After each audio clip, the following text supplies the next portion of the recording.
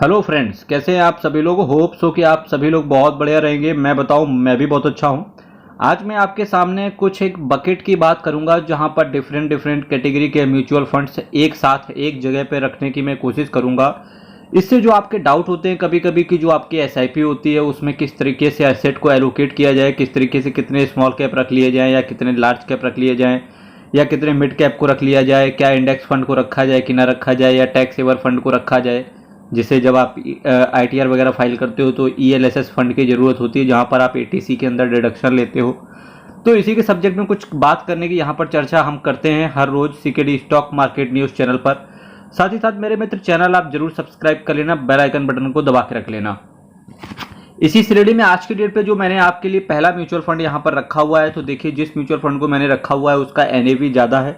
यहाँ पर दिख रहा है 446 रुपये, तो डेफिनेटली एनएवी ज़्यादा है।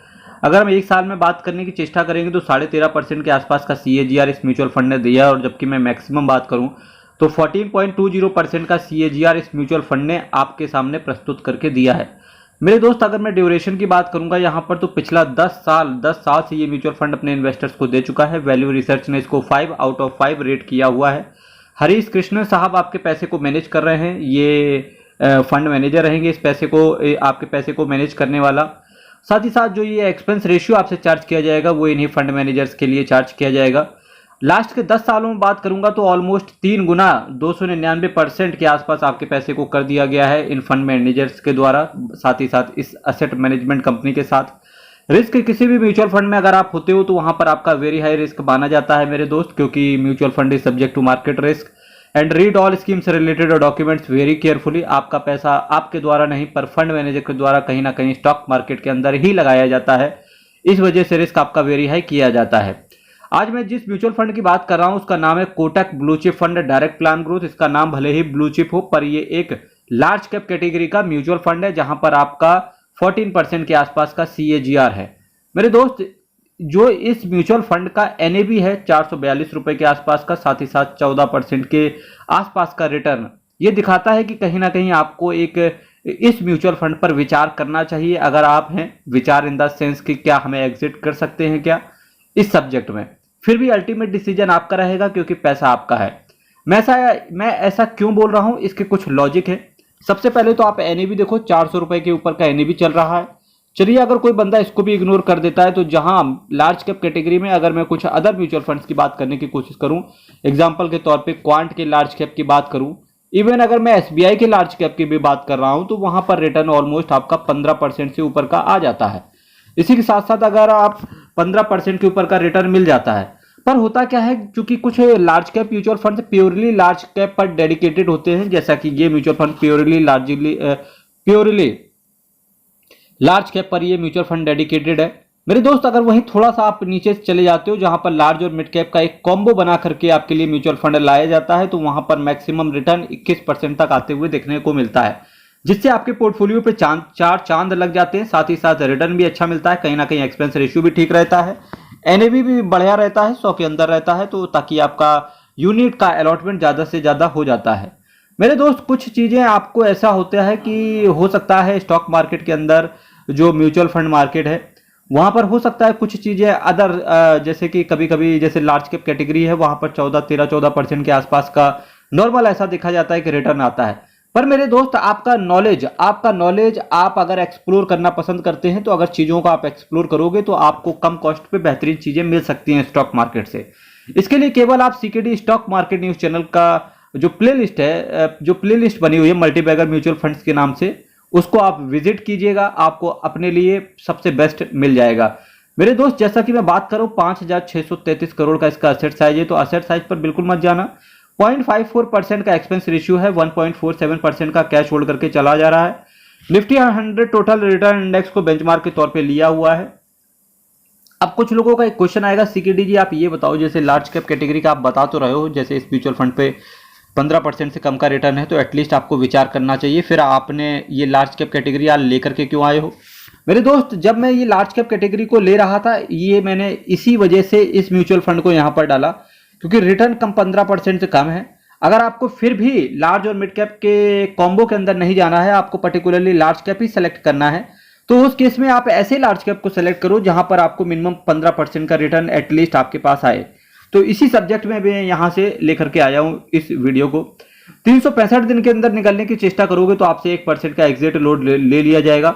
मेरे दोस्त, ICICI bank, HDFC bank, Reliance industries, Infosys limited, ITC limited जैसी कुछ दिग्गज कंपनियां आपके पोर्टफोलियो का पार्ट बनते हुए देखने को मिलेंगी अगर आप इस म्यूचुअल फंड के अंदर हैं। मेरे दोस्त, चलिए दूसरे म्यूचुअल फंड पर बात करते हैं चल के। फ्रेंड्स, जबकि मैंने दूसरा म्यूचुअल फंड आपके लिए इसी श्रेणी में रखा हुआ है तो उसका एनएवी 28 रुपए का चल रहा है। अगर आपने मेरे 4-5 दिन पहले ही वीडियो देखा होगा तो वहां पर देखा होगा जो मैंने म्यूचुअल फंड का जब मैं रिकॉर्ड कर रहा था तो उस समय इस म्यूचुअल फंड का जो एनएवी था 27 रुपए था। 1 रुपए 36 पैसे के आसपास का ये 1 रुपए 36 पैसे के आसपास इस म्यूचुअल फंड का एनएवी पिछले दो चार दिन में ही बढ़ते हुए देखने को मिल रहा है। रिटर्न आपका मैक्सिमम बात करूंगा तो 25.61% के CAGR के हिसाब से रिटर्न पिछले 4 सालों में देखने को मिल रहा है। 3 आउट ऑफ 5 वैल्यू रिसर्च ने इस म्यूचुअल फंड को रेट किया हुआ है। चंद्र प्रकाश पादियार साहब आपके पैसे को मैनेज करके चल रहे हैं। दैट मीन्स कि he is the person that is called commonly known as fund manager. पिछले 3 सालों की बात करूंगा तो 2 गुने से ज्यादा आपके पैसे को ऑलरेडी इस म्यूचुअल फंड ने कर। इस म्यूचुअल फंड के नाम की बात करूं तो Tata small cap mutual fund direct plan growth के बारे में मैं आपसे चर्चा करके चल रहा हूं। 4,458 करोड़ का इसका असेट साइज है जो कि बदल चुका है। 0.46% का इसका एक्सपेंस रेशियो है जो कि चेंज हो चुका है। 14.12% का कैश होल्ड करके चल रहे हैं जो कि ऑलरेडी बदल चुका है। 11% से 14% कैश होल्ड हो गया। 0.25% से 0.46% इसका एक्सपेंस रेशियो हो गया और 2,500 करोड़ के आसपास का असेट साइज था इसका जो कि अभी हो चुका है 4,458 करोड़। 1 जुलाई 2023 के बाद से एक चीज में और बदला हुआ कि लमसम जो इन्वेस्टर्स करना चाहते थे वो अब नहीं कर रहा है।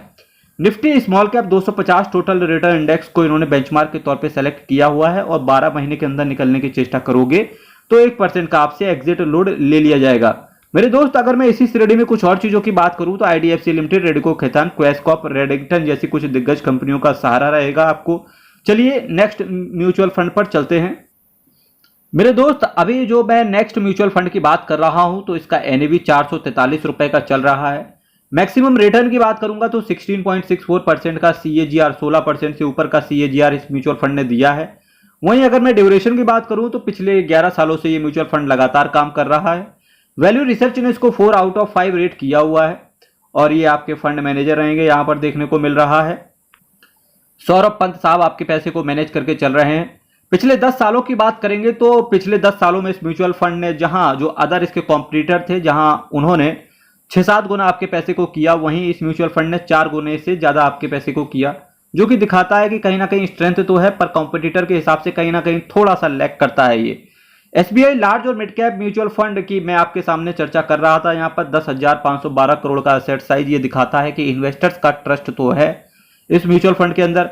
पर मेरे दोस्त, आपको ये पता होना चाहिए, अगर आप थोड़ी सी चीजें और एक्सप्लोर कर लोगे तो जैसे एग्जाम्पल के तौर पे मेरा एसेट लार्ज और मिड कैप का जो म्यूचुअल फंड है उसका कहीं ना कहीं इनसे एक्सपेंस रेशियो भी कम है, साथ ही साथ रिटर्न भी उन्होंने 20% से ऊपर का इन्वेस्टर्स को डिलीवर करके दिया है लार्ज और मिड कैप के कॉम्बो पे। इसी के साथ साथ एक म्यूचुअल फंड और भी आता है जैसे कैनरा रूबेको का एमर्जिंग इक्विटी फंड, जहां पर वो भी एक लार्ज और मिड कैप कैटेगरी में इन्वेस्ट करते हैं। उस म्यूचुअल फंड को भी ऑलमोस्ट 6-7 साल के ऊपर हो चुका है। उस म्यूचुअल फंड ने भी अपने इन्वेस्टर्स को 20% से ऊपर का रिटर्न डिलीवर करके दिया है और एक्सपेंस रेशियो कहीं ना कहीं इससे कम आता है। मेरे दोस्त, कभी भी अगर आप म्यूचुअल फंड में अगर आप चेष्टा करो किसी भी कैटेगरी से रिलेटेड कि आपको इस म्यूचुअल फंड के अंदर इन्वेस्ट करना है तो उस सीन पे आप ऐसा किया करो कि सेम कैटेगरी के उसके कॉम्पिटिटर के बारे में भी एक बार आप नॉलेज ले लिया करो, जिससे कहीं ना कहीं आप एक हेल्दी डिसीजन ले पाते हो कि क्या जो आज मेरे पास म्यूचुअल फंड है क्या वो सही है कि नहीं। क्योंकि मेरे दोस्त, जैसे कि एसबीआई अगर मैं बात करूं एक एसेट मैनेजमेंट कंपनी के तौर पे तो एक बढ़िया एसेट मैनेजमेंट कंपनी है, पर मेरे दोस्त जरूरी नहीं कि किसी एक एसेट मैनेजमेंट कंपनी के सारे फंड ही भी अच्छे हो। जैसे अगर इस एसबीआई के स्मॉल कैप फंड की बात करूं तो एक बेहतरीन फंड चल रहा है एसबीआई स्मॉल कैप का, पर वहीं अगर लार्ज और मिड कैप की बात करूं या लार्ज कैप की बात करूं तो थोड़ा सा लैग होते हुए देखने को मिलता है। तो ऐसे फंड्स पर आपको कृपया थोड़ा सा या तो डिस्टेंस मेंटेन करें, जैसे कि बोलते हैं कि 2 गज की दूरी और मास्क है जरूरी। इसी सब्जेक्ट में आपको कुछ चीजें ध्यान देनी चाहिए। केवल थोड़ा सा एक्सप्लोर करेंगे तो सारी चीजें आपको मिल जाएंगी। अब आप कहां से एक्सप्लोर कर सकते हैं? तो मेरे दोस्त, मैंने आपके लिए CKD stock market news channel पर मल्टी बैगर म्यूचुअल फंड्स के नाम से एक प्लेलिस्ट बनाई हुई है, जहां पर आपको जो म्यूचुअल फंड आपके दिमाग में हो, केवल अगर आप स्क्रॉल करते जाओगे तो डेफिनेटली वो म्यूचुअल फंड आपके पास आ जाएगा और उस कैटेगरी के 8-10 म्यूचुअल फंड डेफिनेटली आपको प्लेलिस्ट पर मिलते हुए देखने को मिलेंगे। दोस्त, अगर ढूंढोगे तो भगवान भी मिल जाते हैं, तो कोशिश करें किसी भी म्यूचुअल फंड में इन्वेस्ट करने से पहले तो एक फाइनेंशियल एडवाइजर से संपर्क किया करें और इसके बाद अपना खुद से एनालिटिकल स्किल का इस्तेमाल करते हुए इसके बाद किसी म्यूचुअल फंड में जंप किया करें। 0.98% का एक्सपेंस रेशियो है, 6.14% का कैश होल्ड करके चल रहे हैं। निफ्टी लार्ज और mid cap 250 total return index को इन्होंने बेंचमार्क के तौर पे सेलेक्ट किया है। 30 दिन के अंदर निकलने की चेष्टा करोगे तो 0.10% का आपसे एक्सपेंस रेशियो ले लिया जाएगा। अब कुछ लोग ये कहेंगे कि सीकेडी जी आप ये बताओ कि कोटक ब्लू चिप फंड जो आपने पहले नंबर पे रखा था वहां पर भी बोला कि थोड़ा सा डिस्टेंस मेंटेन करने की जरूरत है। अभी आप लार्ज और मिड कैप की एसबीआई की बात कर रहे हो कि यहां पर भी थोड़ा सा डिस्टेंस मेंटेन करने की जरूरत है, ऐसा क्यों? साथ ही साथ आपने फिर आज की डेट पे ये म्यूचुअल फंड्स क्यों रखे? मेरे दोस्त, मैं उनसे कहना चाहूंगा कि देखिए, कैटेगरी बुरी नहीं होती है। कैटेगरी लार्ज कैप भी अच्छी है, कैटेगरी लार्ज और मिड कैप भी अच्छी है। आप भावनाओं को समझें। मेरा कहने का मतलब यह है कि जब आप एक पोर्टफोलियो बनाएं तो वहां पर स्मॉल कैप रख लें, आप मिड कैप रख लें, लार्ज कैप रखने की कोशिश करें। ना रखें तो कोई दिक्कत नहीं है, उस केस में आप लार्ज और मिड कैप के कॉम्बो को रख लें। आप एक अगर आपका ITR फाइल होता है तो आप एक टैक्स सेवर यानी कि ELSS फंड को चुन लें। अगर आपका सैलरी 10 लाख रुपए से ज़्यादा है तो डेफिनेटली आपको एक पेंशन फंड भी लेना चाहिए। अगर आप कभी मंदिर, मस्जिद, गिरजाघर कहीं भी अगर आप चैरिटी वगैरह करते हैं तो उनसे रिसीट जरूर लें और रिसीट के अंदर अपना पैन कार्ड का जो नंबर है उसको कोट जरूर कर दिया करें और उसको ATG के अंदर उसका डिडक्शन के रूप में क्लेम कर लिया करें। मेरे दोस्त, इसी सब्जेक्ट में मैं आज आपके लिए लेकर के आया हूं कि देखिए, लार्ज कैप के मैंने पहला लार्ज कैप चुना, दूसरे नंबर पे एक स्मॉल कैप चुना, तीसरे नंबर पे लार्ज और मिड कैप का एक कॉम्बो चुना। अब आप इसको एक टेम्पलेट के रूप में लेना और जब भी इन्वेस्ट करने जाएं तो इसके जो कॉम्पिटिटर हैं, इसके जो अदर कॉम्पिटिटर हैं, उनका भी चेक कर लें कि कहीं ऐसा तो नहीं है कि आज मैं इनको पकड़ने जा रहा हूं, पता लगा दूसरे म्यूचुअल फंड्स में इससे ज़्यादा रिटर्न प्रोवाइड करके दिया है। तो जी हाँ, दिया है। अगर मैं इस म्यूचुअल फंड की बात करूंगा तो डेफिनेटली दिया है, न केवल दिया है बल्कि 4-5% ज़्यादा ही दिया है। तो आप इस सब्जेक्ट में आप सोच सकते हैं, विचार करना चाहिए आपको। फिर भी अल्टीमेट डिसीजन आपका है मेरे दोस्त, क्योंकि पैसा आपका है। ICICI bank, HDFC bank, Infosys limited, ITC limited जैसी कुछ दिग्गज कंपनियों को आपका सहारा रहेगा अगर आप इस म्यूचुअल फंड के अंदर हैं। मेरे दोस्त, SBI एसेट मैनेजमेंट कंपनी, जैसा कि मैंने आपसे कहा, एक बढ़िया एसेट मैनेजमेंट कंपनी है। इन्वेस्टर्स का ट्रस्ट भी आता है जब आप SBI का नाम सुनते हो। 7,43,767 करोड़ का एसेट अंडर मैनेजमेंट ये दिखाता भी है। 139 स्कीम को टोटल ये मैनेज करके चल रहे हैं।